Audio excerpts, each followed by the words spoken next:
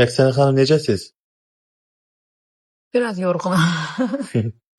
Rəqsənə xanım, bugün 1 iyun Uşaqlar Günüdür. Mən ürək sözlərinizi eşitdim gələcəyimizin mirasları üçün. Mən uşaqları çox sevirəm və onun üçün də həyata 4 evlad gətirmişəm. Bir evladı da özünüz bilirsiniz, Təranə xanımın evladını da mən saxlayıram. Və bir onu deyə bilərəm ki, mən istəyirəm ki, uşaqların gözləri hər zaman gülsün. Heç vaxt onların gözlərində kədər görünməsin. Və bir də bilirsiniz necədir? Mənim evladlarım 3 ay məndən ayrı qalıblar. Və mənim uşaqlarım çox böyük streslər yaşayıblar. Heç bir ata, ana, evladları onlardan ayrı qalmasın. Hər zaman evladlarının yanında olsunlar. Və istəyirəm ki, uşaqlarımızın gələcəyi çox gözəl olsun. Xoşbəxt olsunlar. Öz evladlarıma nə arzu edirəmsə, bütün dünyadakı uşaqlara da onu arzu edirəm və müharibələr olmasın. Müharibələrdə ən çox valideyn itkisi yaşayan körpələrimiz var və körpələrimiz zərər görürlər, yaralanırlar, həyatları məhv olur. Yaşadıkları yerdən başqa yerlərə məcbur qalıb köçürlər. Və arzu edirəm ki, dünyada heç zaman müharibə olmasın və bizim körpələrimiz incidilməsin. Qoy bizim balalarımız hər zaman xoşbəxt, firavan, gözəl yaşasınlar, gözəl olsunlar. Əziz balalarım, sizin hər birinizi təbrik edirəm. Bağrıma basıram. Sizləri mən sevirəm. Nə yaxşı ki, varsınız və biz danışmışdıq ki, uşaq evlərində də uşaqlarla görüşümüz olacaq. İnşallah bu bizim proyektlərimizdə var. Mütləq şəkildə uşaq evlərində də onlarla gəlib görüşəcəm. Mən hər ora gedib gələndə ürəyimdə bir xal, bir yara hiss eləyirəm. İstəmirəm ki, uşaqlarımız anasız, atasız böyüsünlər. Allah heç bir evladı ailə sevincindən məhrum etməsin. Rəqsənə xanım, övladlarınızdan danışdınız. Mən istəyirəm ki, övladınız Aysun xanımdır. Aysun sizin həm qızınız, həm də dostunuz kimidir. Ona bir cümlə ilə nə demək istəyərdiniz? Sən, mən necə anayamsa, bax sən də elə anasan. Ona görə səni sevirəm. Gələk Yağmura. Yağmurun sizə bənzətdiyiniz ən güclü xüsusiyyəti nədir?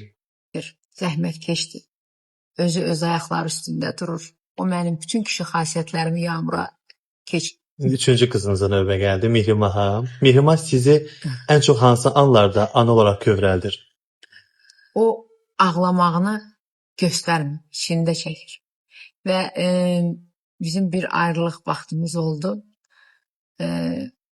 Evə gəldim, Mehrimah məni gördü, heç kəsin içində bunu ifadə edə bilmədi. Keçdik yataq otağına, məni belə qucaqladı. Gördüm ki, dolub da, qızardı belə. Dedi ki, mən sənsiz çox əziyyət çəkdim, mama. Evin tək oğlu Muhammed Əli. Ona baxanda gələcəyi üçün ən böyük arzunuz nə olur?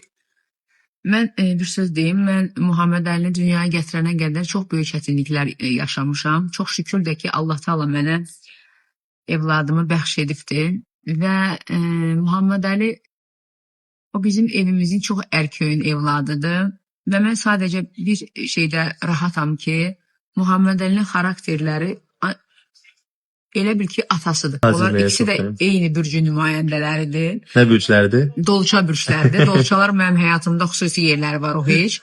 Və Muhammed Əli, mən bilirəm ki, atası necə bu günlərim öz atasına, öz anasına, öz ailəsinə necə bağlı bir kişidirsə, mən onu bilirəm ki, Muhammed Əli bizim hamımıza arxa dayaq olacaqdır. İnşallah. Və mən onu gələcəkdə yəni dünyada tanınmış bir futbolçu görəcəm. İnşallah. Yəni bugün 4 övladınızdan yalnız bir dəfə səni sevirəm eşitmək haqqınız olsa, ilk kimdən eşitmək istəyərdiniz? Yoxsa ana qəlbi seçim edə bilməz?